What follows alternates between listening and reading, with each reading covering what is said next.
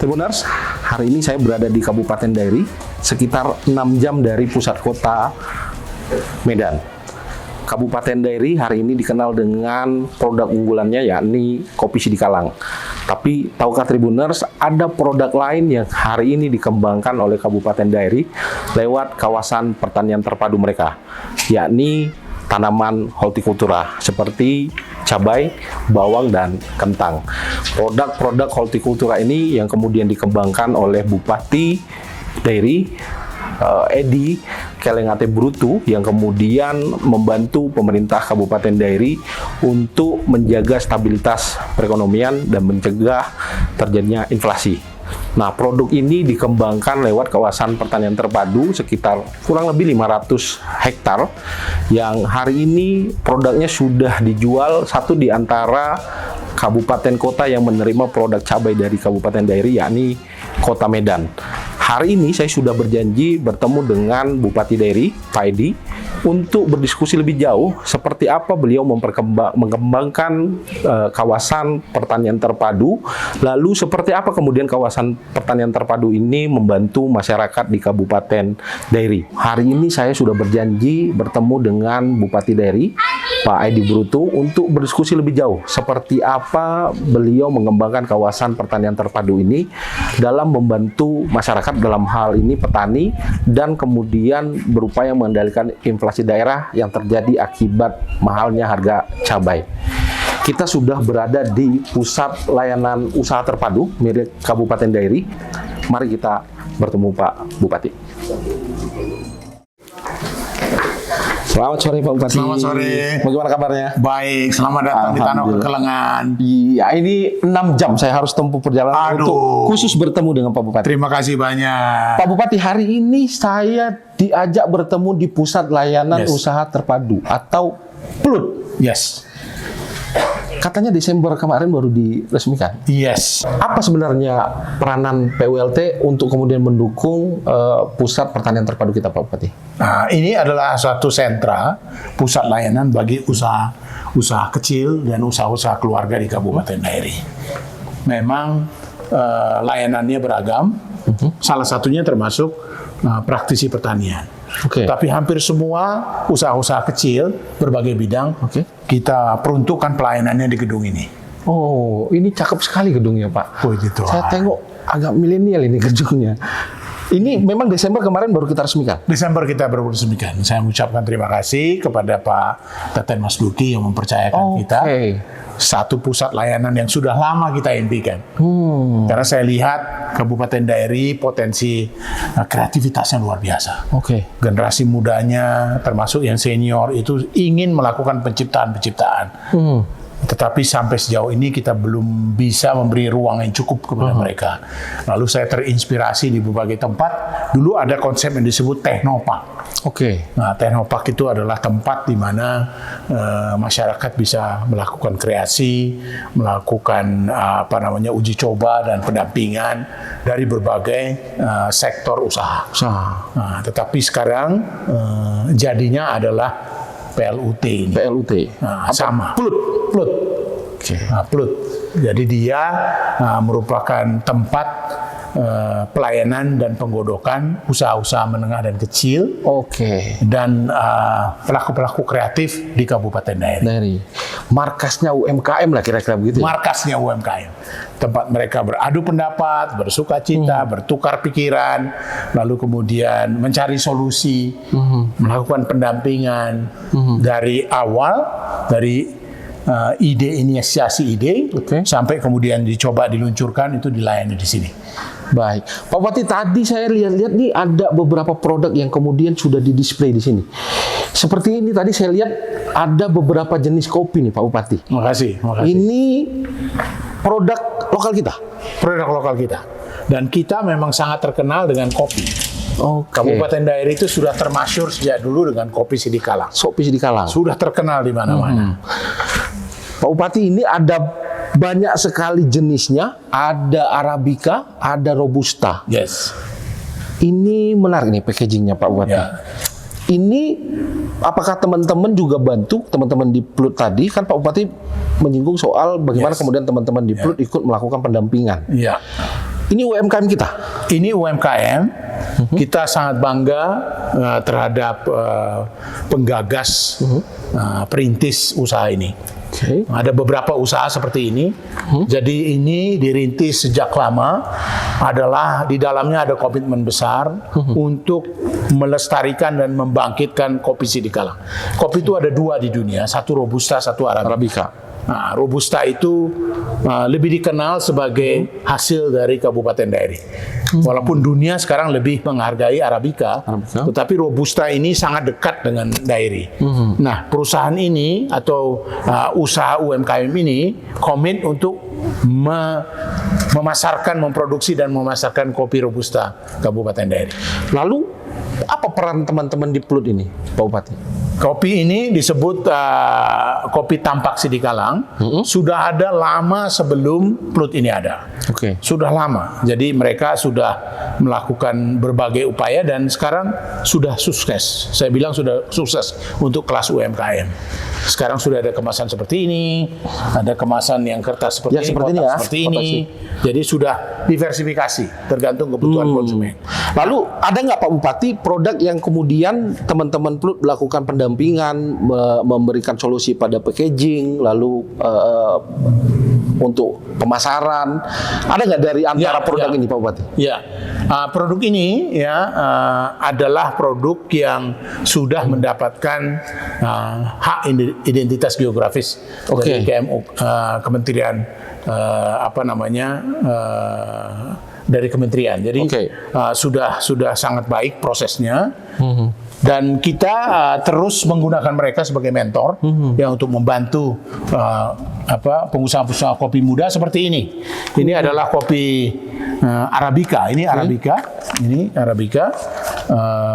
Punya rasa yang sangat unik, dikelola juga dengan sungguh-sungguh oleh seorang pegiat kopi, dan kita membantu dari sejak awal dari kopi itu, lalu kita ajak untuk berlatih bagaimana usaha bisnis itu seperti apa, ya misalnya harus memisahkan antara uang pribadi dengan uang usaha. Bisnis, lalu harus pada waktunya harus bayar pajak, pada waktunya harus membuat laporan keuangan, karena kita ingin mereka mendapat pembiayaan dari perbankan agar bisa lebih besar. Nah, ini Kopi Kopai termasuk adalah UMKM yang masuk kategori untuk dibina. Dan mereka akan mendapat pendampingan dari segi packaging, pendampingan untuk mendapatkan kredit UMKM, sampai kemudian pemasaran melalui Plut. Disitulah perannya. Iya, disitulah peran. Jadi Plut ini adalah rumahnya UMKM, rumah besarnya UMKM Kabupaten Dairi. Apakah cuma produk kopi atau produk lain juga kita punya, Pak? Semua produk. Jadi semua produk yang kita rasa punya potensi besar, di mana misalnya masyarakat Dairi komit untuk melakukannya. Kita berusaha untuk menyediakan layanan di sini, seperti kuliner. Kulineri juga ada. Lalu industri kreatif, ya. Tadi saya bilang ada tenun katanya, Pak. Ada tenun. Ya, karena kita tenun itu adalah salah satu yang sangat banyak yang di Kabupaten Dairi. Tenun juga kita lakukan pelayanan di sini. Kita bantu hingga kita diversifikasi dari tenun untuk penggunaan adat sampai tenun untuk pakaian bisa dipakai. Ya, untuk pakaian jadi sehari-hari.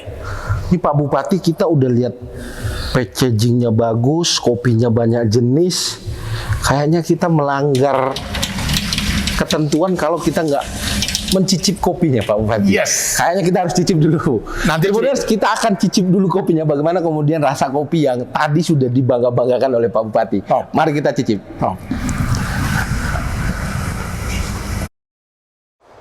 Tribuners, tadi kita sudah ngobrol soal produk-produk kopi yang tadi sudah disebut sama Pak Bupati. Ada banyak sekali jenis produk kopi hasil pertanian Sidikalang, Kabupaten Dairi.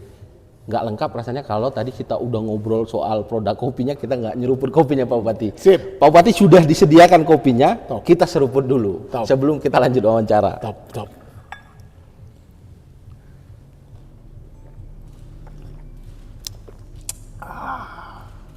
Cakep ini kopinya, Mesti Pak. cobain terus ya. Nah, Pak Bupati, tadi ada namanya kawasan pertanian terpadu. yang Pak Bupati inisiasi ya. Kalau saya tidak salah ada sekitar 500 hektar lahan yang kemudian dimaksimalkan untuk pertanian hortikultura. Ya. Ada cabai katanya, Ya. ada kentang, Bawang. bawang-bawangan. Ya. Lalu cabai ini kan apalah ya Pak Bupati ya, setiap tahun jadi masalah bagi ibu-ibu, bagi opung-opung, bagi mama-mama. Ini cabai ini masalah nih. Kadang bisa harganya sampai 100.000. Lalu kemudian kenapa Pak Bupati memilih pusat tadi pertanian terpadu itu untuk kemudian dikembangkan di Kabupaten Dairi? Oke. Memang kekuatan ekonomi atau kekuatan Kabupaten Dairi itu ada di pertanian. Dia lahannya sangat luas, petaninya banyak, komoditinya beragam, agroklimatnya cocok untuk banyak sekali komoditi. Oleh karena itu maka banyak produk-produk hortikultura yang kita surplus, artinya konsumsi kita Lokal sudah tercukupi. tercukupi, jadi melebihi produksinya. Ya, jadi tetapi bukan tidak ada masalah, tetap banyak masalah. Karena petani-petani kita adalah petani-petani swadaya yang umumnya kecil-kecil, lahannya kecil-kecil ya. Jadi skala-skalanya kecil sehingga relatif cost-nya tinggi. Oleh karena itu saya pikir selama ini masalahnya itu harga. Jadi setelah mereka panen massal gitu harga jatuh jadi Murah. nggak bisa diapa-apain. Mahal, malah kalau dijual nggak nutup ongkos. Jadi oleh karena itu kita bentuklah ini kawasan pertanian terpadu di mana kita kumpulkan seluruh petani. Jadi yang 500 hektar itu terdiri dari petani-petani kecil, Pak. Oke. Jadi kumpul menjadi satu kawasan. Dihimpun lah mereka di kawasan Kawasan pertanian itu. terpadu itu. Nah, besar. Memang syaratnya mereka harus di satu tempat dan komit untuk produk-produk yang kita sepakati. Jadi ada di Parbuluan contohnya. Itu adalah hortikultura.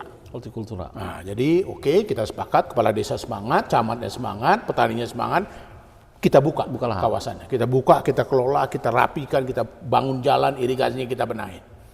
Ditanam sama mereka, kita bantu. Dibantu oleh provinsi, dibantu oleh pemerintah pusat. Oke. Nah, sekarang setelah mereka mulai menanam, kita juga mengupayakan off-taker, pembeli.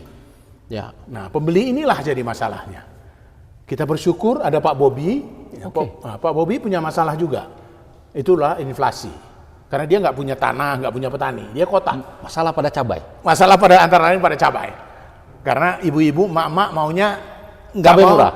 Cabai, nggak mau cabai yang di botol, nggak mau cabai yang kering, nggak Maunya mau. yang fresh. Maunya yang fresh. Dia nggak punya lahan. Mau dari mana? Dia ambil dari luar kan. Oke. Nah, pada saat ambil dari luar kebutuhannya tinggi, itu Harganya meningkat. Harganya naik dong, demandnya tinggi.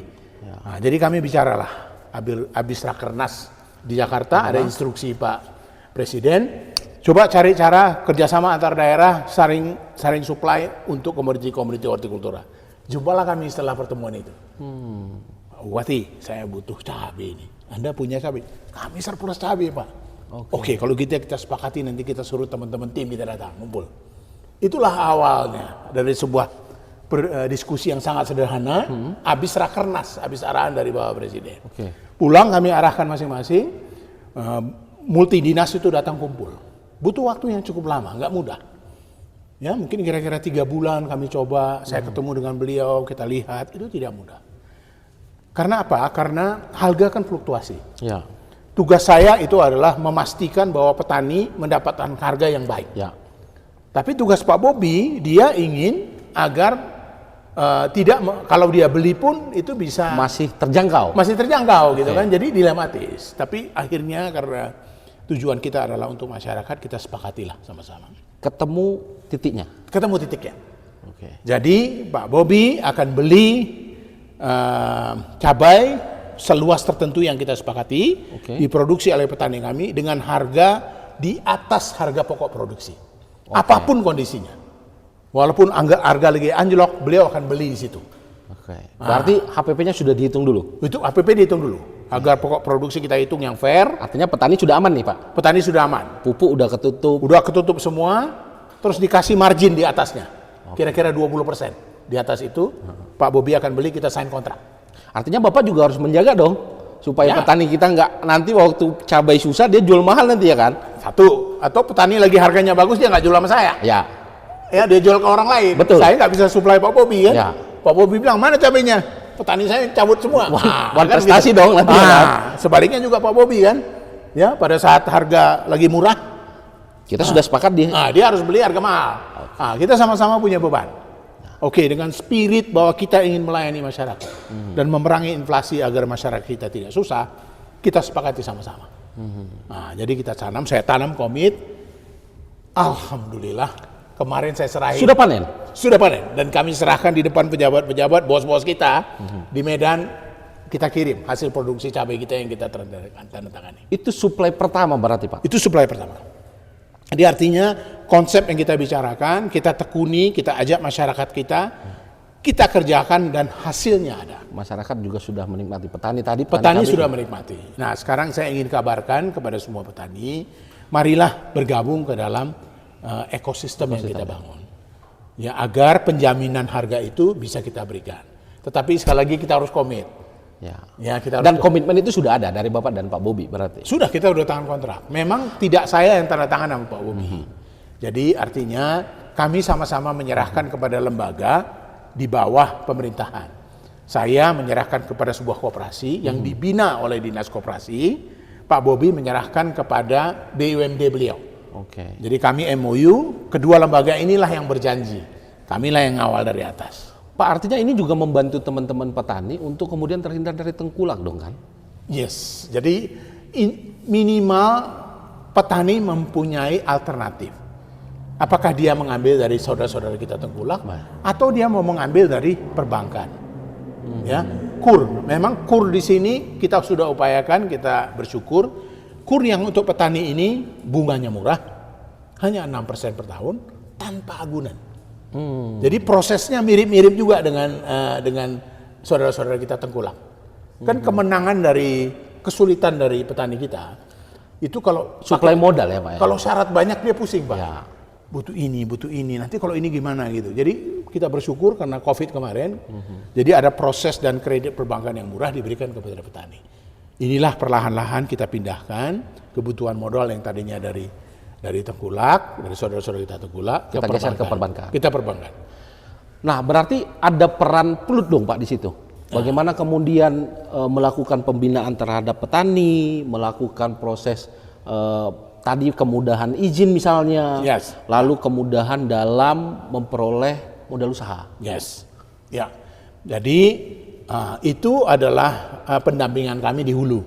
Di hulu artinya di produksi. Tetapi setelah di hulu itu kan harus dijual kepada masyarakat. Memang ada Pak Bobi yang beli. Tetapi kita ingin agar produk-produk itu menjadi produk-produk yang sudah diproses. Sehingga nilai tambahnya tinggal di daerah. Jadi tidak dijual bahan baku saja. Tidak dijual bahan baku seperti ini. Nah, kita tidak lagi menjual bahan baku. Jadi kita sudah produk. Udah produk. Kita banyak mengekspor sekarang Arabica ke luar negeri. Tapi yang kita ekspor itu biji-biji yang green bean namanya. Nah, kita ingin kalau green bean kan prosesnya nggak ada di sini. Prosesnya ada di luar negeri. Balik lagi ke tempat kita sudah balik lagi udah jadi barang itu. Kita minum beli harga mahal. Padahal dari sini dia barang. Padahal barang itu dari sini. Nah, kita bilang kita sepakat, mari kita mulai. Kita pun mampu memproduksi. Tapi peran pemerintah di mana? Peran pemerintah melakukan pembinaan, menyediakan modal, sertifikat halal, PRT misalnya, betul. Lalu kemudian perbankan, segala macam yang dibutuhkan oleh petani, pendampingan kita berikan. Inilah pusatnya. Jadi teman-teman bisa datang ke sini berdiskusi, ada pendamping-pendamping yang kita sediakan untuk berbagai jenis usaha UMKM. Mudah-mudahan ini adalah karya atau bukti kehadiran pemerintah, kepedulian pemerintah Kabupaten Deiri kepada masyarakat UMKM. Jadi petani juga terangkat lah perekonomiannya Pak ya, dengan tadi pembinaan secara sejak awal, mulai dia sebelum penggarapan tanah, menanam sampai memanen produk mereka akan berdasarkan Pak. Ada satu hal lagi yang ingin kita tanamkan, itu adalah bahwa kita membutuhkan wirausahawan. Nah, kita membutuhkan wirausahawan. Jadi wirausahaan itu yang sudah ada itu sebetulnya punya mental yang luar biasa bagus. Tetapi kita ingin membuat mereka tumbuh dan berkembang. Nah, itulah makanya ada UMKM. Oleh karena itu kita terasa setelah kita bersusah payah bersama-sama, komit, terasa ekonomi kita mulai tumbuh, Pak. Perekonomian kita mulai bangkit. Tentu kami yakin ini kontribusi UMKM juga. Betul. Pasti ada kontribusi UMKM. Satu. Ya, memang ketika COVID begitu melanda kita kan UMKM yang bisa bertahan Betul, kan, Pak. betul. Pabrik ya, pada libur. Israel, Kan, betul. Pak. Tapi UMKM yang kemudian Jalan memenuhi terus, kebutuhan kan, Pak. Betul, betul. Bahkan saat orang tidak keluar rumah, dia pengen makan apa, ada UMKM yang kemudian Betul. menyediakan. Betul.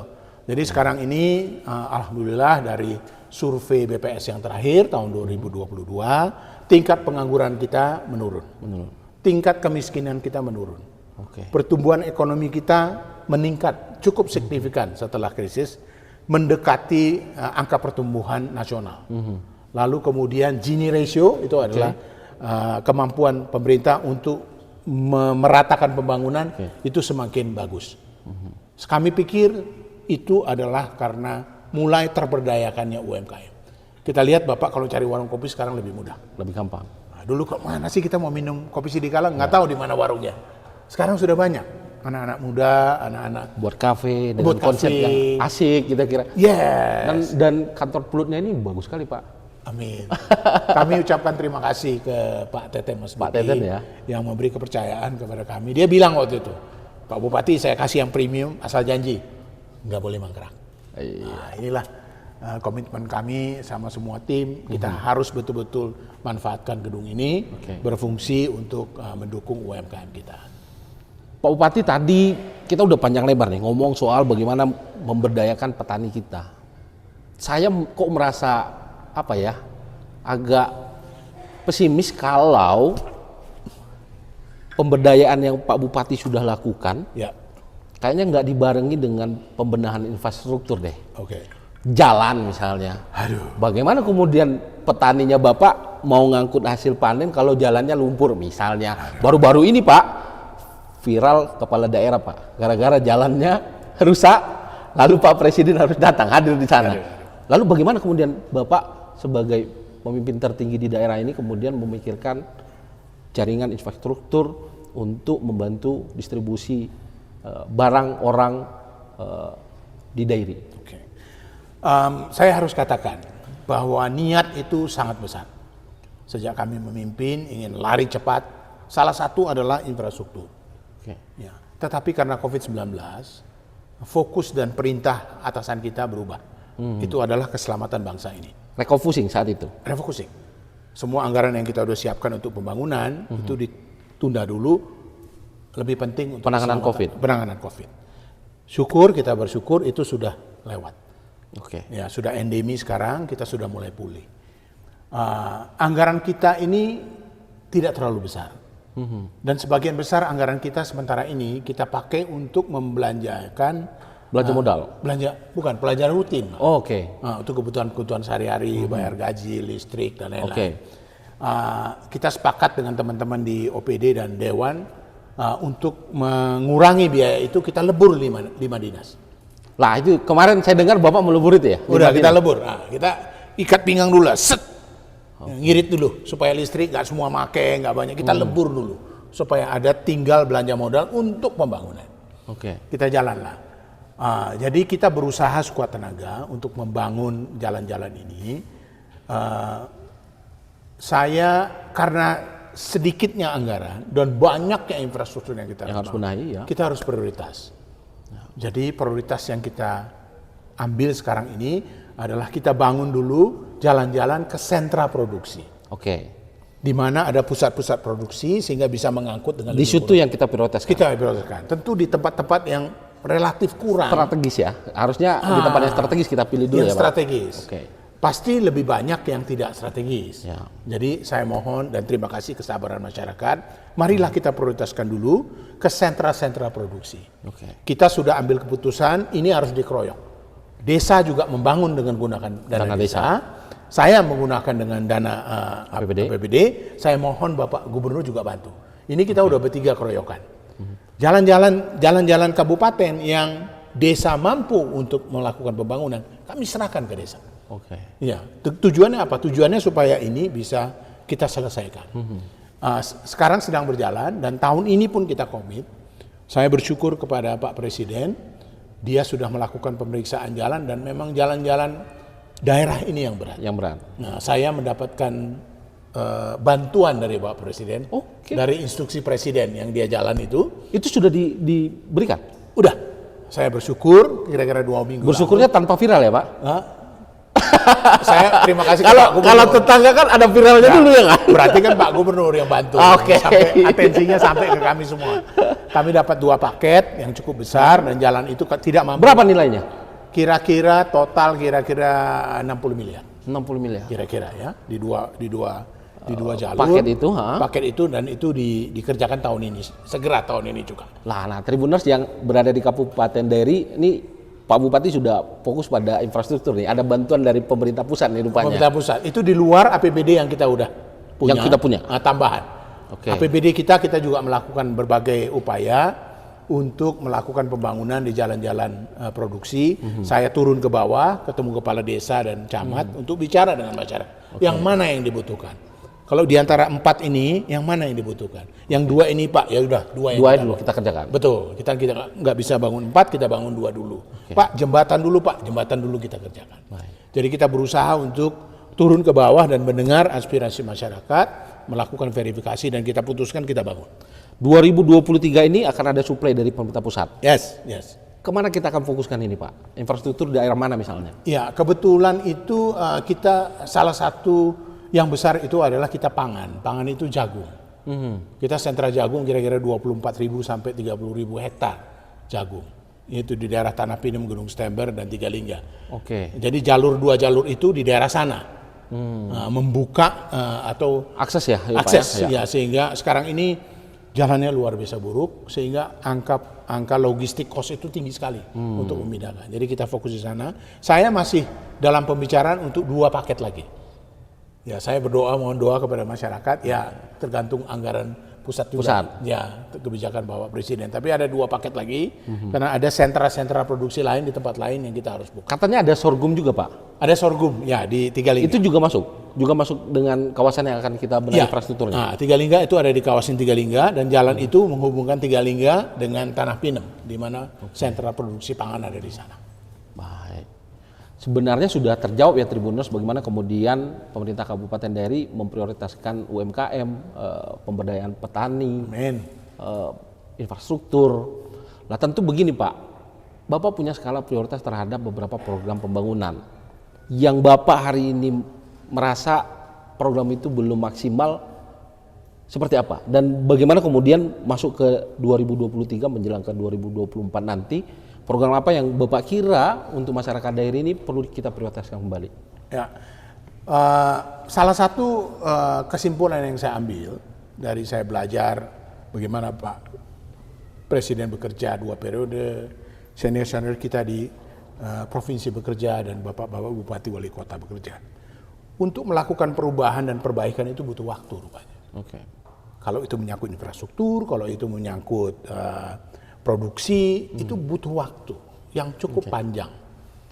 Oleh karena itu, apa yang sudah kita letakkan fondasinya UMKM, lalu kemudian sentra pertanian yang kuat, lalu kemudian industri kreatif. Di situ ada pariwisata, berimpit dengan pariwisata. Sudah mulai kita letakkan landasannya seperti gedung ini, gedung sebelah, dermaga kita bangun di ini, semua itu mendukung ke arah sana. Di Silalahi, lalu ada sentra tenun dan lain-lain ya. Dan jalan-jalan infrastruktur yang kita perbaiki, konektivitas antara kabupaten dan kecamatan. Tahun depan kita akan fokuskan ke sana. Saya percaya apa yang sudah kita lakukan dengan lelah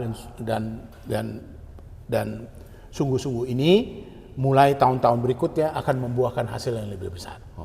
Sekarang sudah terasa indikator makro itu kita tumbuh, tetapi dengan serius sungguh-sungguhnya kita bekerja, dasar-dasarnya sudah mulai kita perbaiki, akan lebih terasa lagi di tahun-tahun berikut.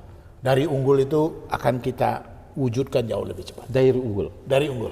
Itu semangat dan komitmen kita sama-sama antara masyarakat, pemerintah, dan legislatif. Kalau saya lihat semangatnya Pak Bupati ini sudah luar biasa. Tapi tentu harus dibantu sama teman-teman PNS dong Pak. Yes.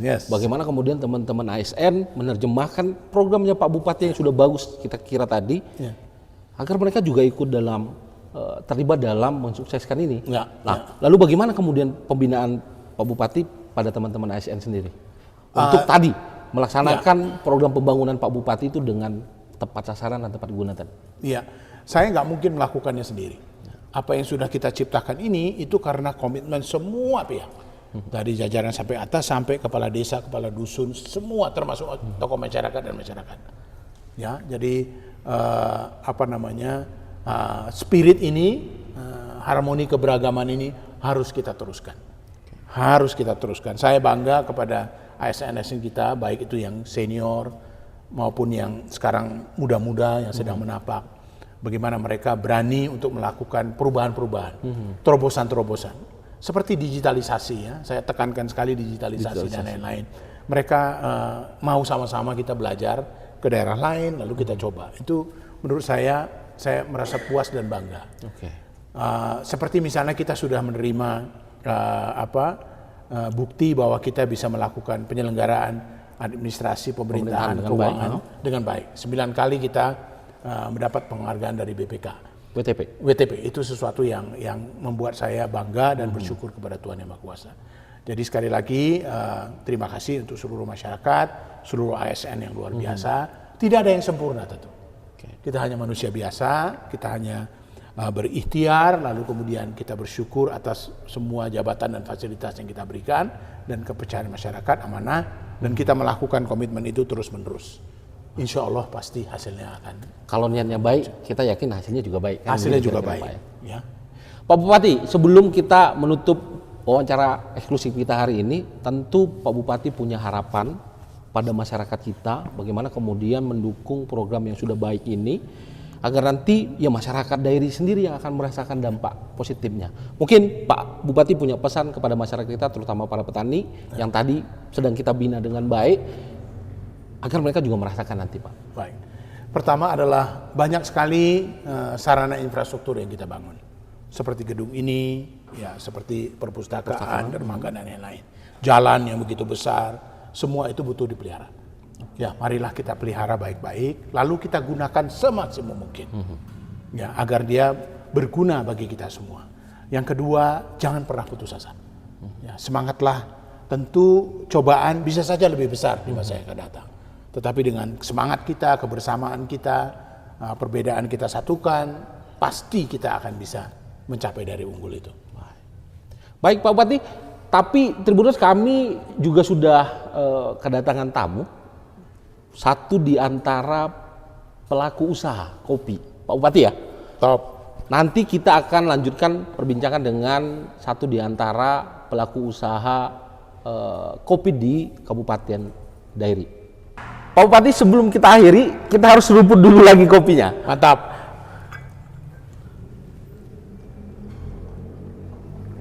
Gimana? Ini kopi enak ini Pak Bupati. Top ya?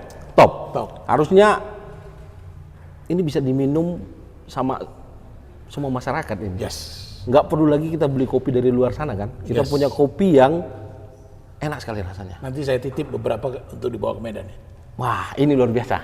Itu yang paling baik itu, Pak. Baik Pak Bupati, terima kasih. Terima kasih.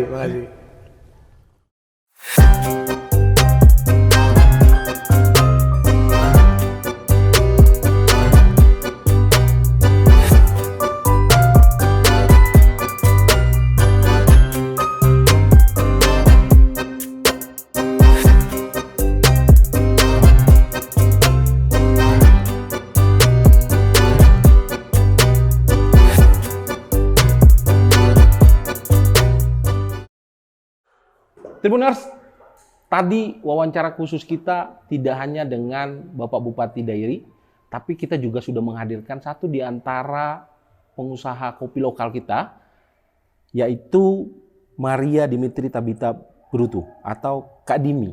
Iya. Sore Kak Dimi. Sore Mas. Sehat?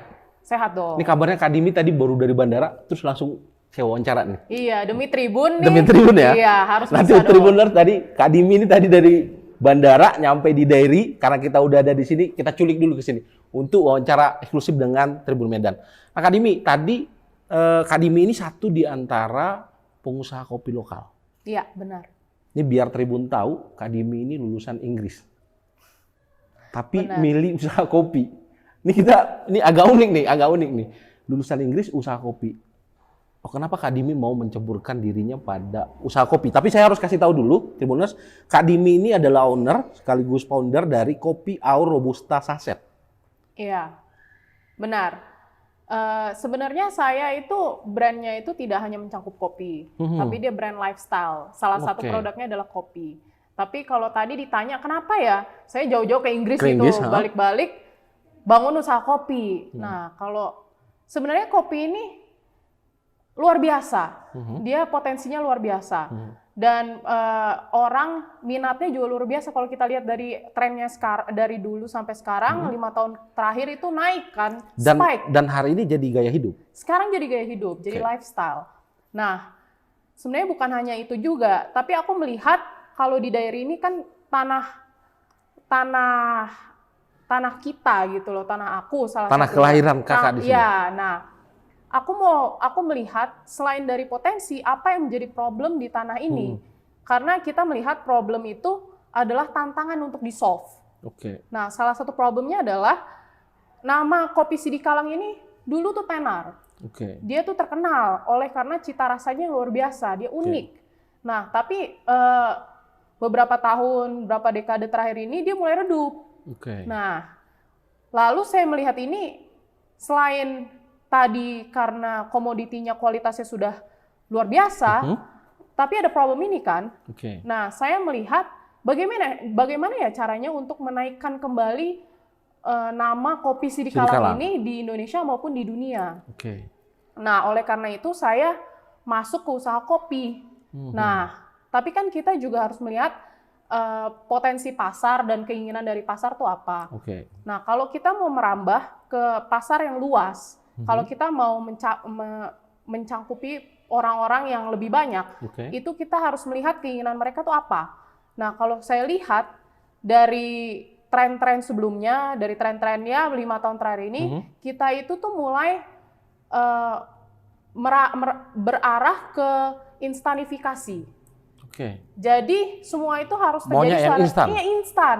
Kalau kita dulu itu ada yang namanya buku, orang masih baca buku gitu ya untuk secara mencari fisik pertanyaan, gitu ya, mencari jawaban gitu ya. Sekarang udah googling aja. Udah Google, instan dia udah mendapatkan jawaban. Kalau dulu kita masih nonton di bioskop, sekarang udah ada Netflix gitu. Ini sebenarnya Kak Dimi ini membantu teman-teman yang mager. Benar. Gitu Pasarnya orang-orang mager. Nah, yang males nyampurin gula, kopi kasih air panas, kira-kira gitu ya. Males grinding, iya kan? males segala macem kan. Lalu Mahal ini juga. tinggal siapin gelas, masukin saset kopi Aur tadi, kasih air panas, selesai. Langsung jadi. Nah, ini jadi dua hal. Satu, instanifikasi untuk mempermudah orang-orang itu mengkonsumsi. Dua, cost yang harus terjangkau. Nah, kalau kita mau mencangkup market yang lebih besar, kita harus menjawab pertanyaan tersebut. Gimana caranya kita menyediakan untuk market itu? Nah, kita lihat dua aspek tersebut. Kopinya ada, harganya murah. Harganya murah. Kira-kira kopinya gampang dibuat dan dikonsumsi dengan instan. Terus kopi Aur ini udah berapa lama nih Kak Dimi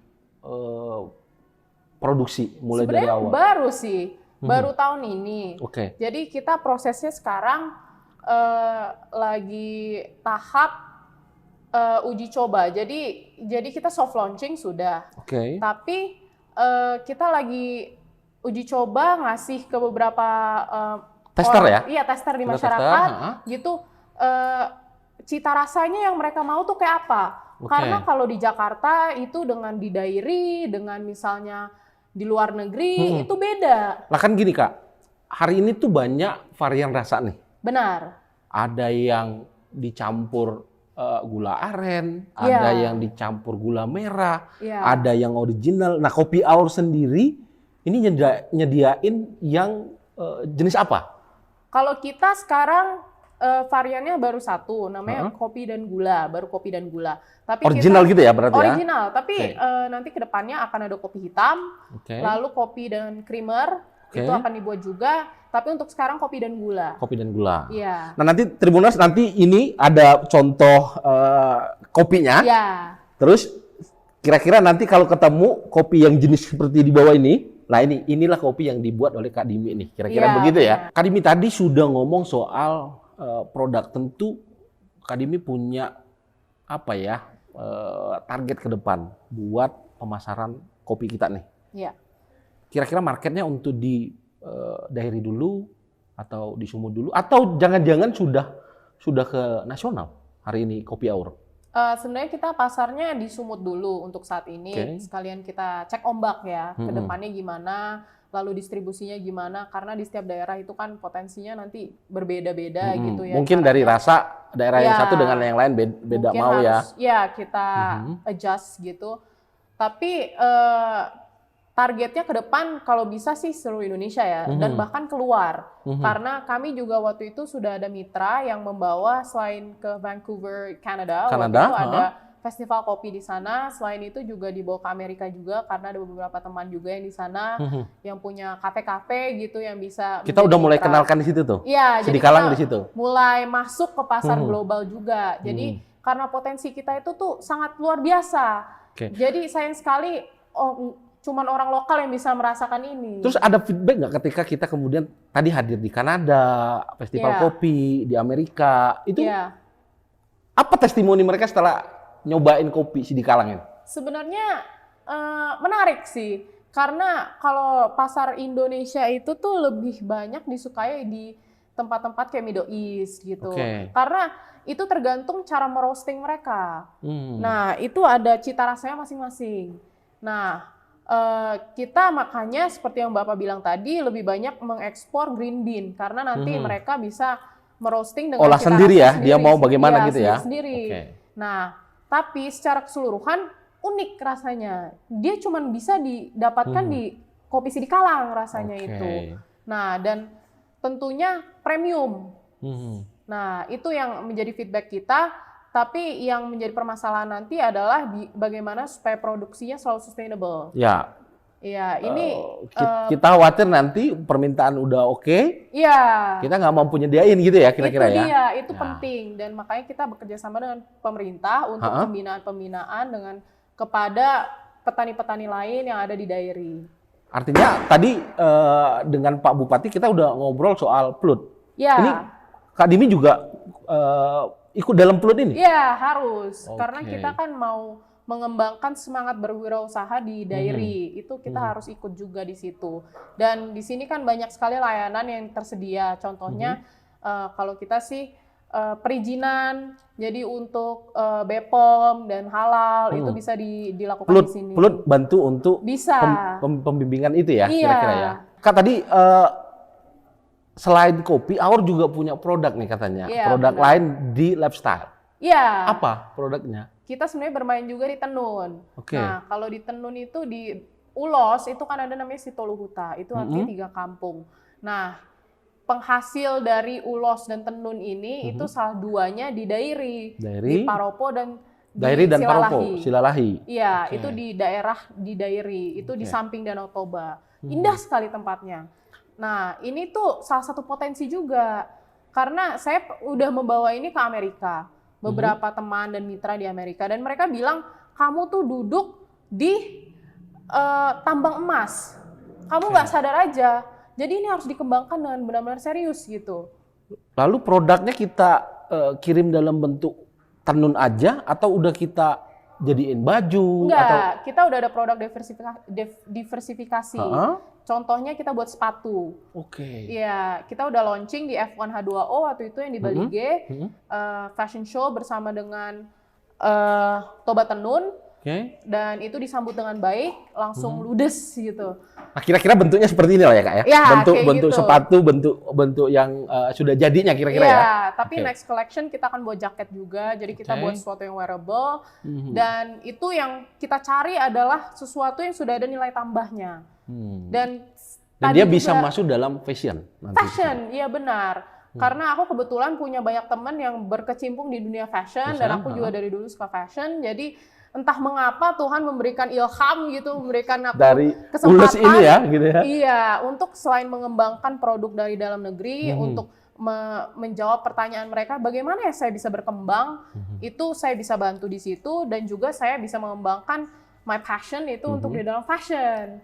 Artinya teman-teman nanti pengrajin ulos di dua daerah Silalahi dan Paropo ya, itu juga akan kebantu dong. Iya, kita jadi off-takernya sekaligus pembina. Nah terus Aur ini apa? Kok nggak produknya Dimi gitu kan? Karena ada nama ownernya di situ. Terus kenapa harus ngambil kata Aur itu?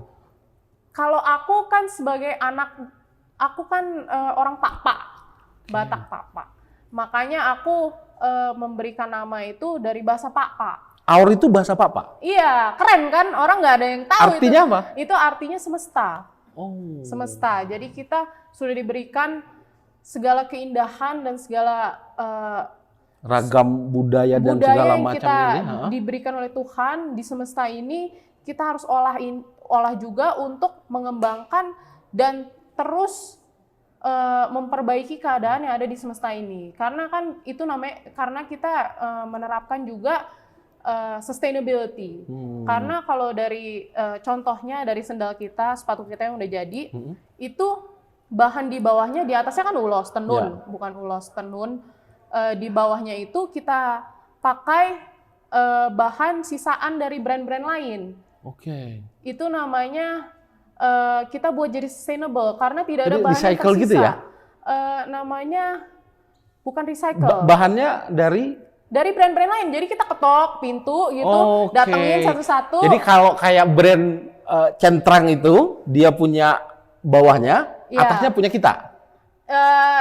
Collab gitu? Bukan collab. Jadi sisaannya, jadi yang mereka buang, kita daripada mereka bakar atau mereka buang, itu kita remake dengan bahan kita. Bahan kita. Iya, jadi tidak ada bahan yang tersisa. Itu yang penting karena sampah itu sisaan dari fashion tuh sangat banyak. Kalau kita research sekarang itu salah satu permasalahan utama dari fashion. Sisa usahanya itu ya? Sisa usahanya, limbah. Ya? Dan juga tenun kita itu sudah pewarna alami. Jadi bukan menggunakan chemical lagi. Jadi tidak mencemari air. Itulah tadi kemudian filosofi dari kata Aur itu ya? Iya, jadi kita harus selalu memberikan selalu memberikan sesuatu yang baik gitu pada semesta. Jadi saling sinkronisasi, saling hubungannya baik gitu. Ya. Kita jaga alam, alam juga jaga kita. Benar, kira-kira begitu ya? Itu jauh bagus Mas. Saya colong ini kayaknya Mas. Saya colong ya Mas, jadi slogan kita nanti. Oke, Kak Dimi tentu punya harapan besar ke depan. Tadi ada usaha kopi, ada kemudian ulos. Ya. Lalu apa harapan ke depan dengan usaha yang Kak Dimi rintis ini? Sebenarnya kita mau to reinvent Indonesia's culture. Okay. We repackage it into something that is applicable to everyone. Jadi semua orang bisa membeli, semua orang bisa menikmati, semua orang bisa menghargai, dan kita tidak mau hanya beberapa, kalau gimana ya, kalau di Indonesia ini hanya beberapa hal yang kita sadari gitu kalau ini milik Indonesia. Contohnya batik. Semua orang pakai batik. Kalau ke kantor pakai batik, kalau nikah pakai batik, tapi ada loh yang namanya tenun, ada yang loh lain yang juga ulos. Ya. Iya, jadi kita harus bangga. Kita harus bangga terhadap semua budaya Indonesia, dan kita ingin orang-orang dari negara lain juga melihat, oh ini ada karya dari Indonesia yang luar biasa. Tidak hanya satu karya dari tidak satu hanya suku satu. gitu. Bukannya jelek, luar biasa juga, tapi banyak loh karya lain yang juga luar biasa. Ya. Gitu Mas. Oke Kak Dimi, terima kasih. Tribuners tadi menarik ulasan kita bersama Kak Dimi, owner dari Aur. Aur, benar. Aur, yang produknya selain kopi saset, lalu ada tadi tenun, yang kemudian diproduksi menjadi barang-barang fashion. Ada sepatu segala macam, dan tentu tadi harganya terjangkau lah ya. Terjangkau itu relatif, tapi semoga terjangkau bagi semua. Iya, gitu. Nah, Tribuners, kita di akhir wawancara eksklusif kita, tadi kita bersama dengan Bupati Dairi, Pak Edi Bruto, dan dengan satu di antara pegiat pengusaha lokal dari brand Aur, kopi, dan produk lifestyle. Ya. Nah, Tribuners, terima kasih sudah menyaksikan wawancara eksklusif kita hari ini. Terus update informasi melalui dua platform besar kami, yakni Harian Tribun Medan dan tribunmedan.com. Lalu dapatkan informasi terkini juga melalui sosial media kami, bisa melalui TikTok, Instagram, Facebook, dan YouTube kami. Terima kasih sudah menyaksikan wawancara eksklusif kita hari ini. Saya Insulin, pemimpin redaksi harian Tribun Medan dan tribunmedan.com, menyampaikan laporan ini dari Sumatera Utara. Terima kasih. Assalamualaikum warahmatullahi wabarakatuh. Selamat sore. Terima kasih loh udah datang. Siap, Pak Bupati, terima kasih. Luar biasa. Sudah disambut. Ini langsung balik nih. Ini langsung ke Medan lagi. Langsung balik ke Medan. Pak Bupati, terima kasih Makasih, sudah menyambut tim Tribun Medan. Terima kasih. Mudah-mudahan bisa hadir lagi Tribun Medan. Amin. Walaupun 6 jam kita susuri perjalanannya. Terima kasih. Kita bertemu di waktu. Kak Dimi, terima kasih sudah Sama-sama, Mas. hadir bisa wawancara bersama Tribun Medan. Kita ketemu di lain waktu, Pak Bupati. Terima kasih. Selamat sore. Terima kasih.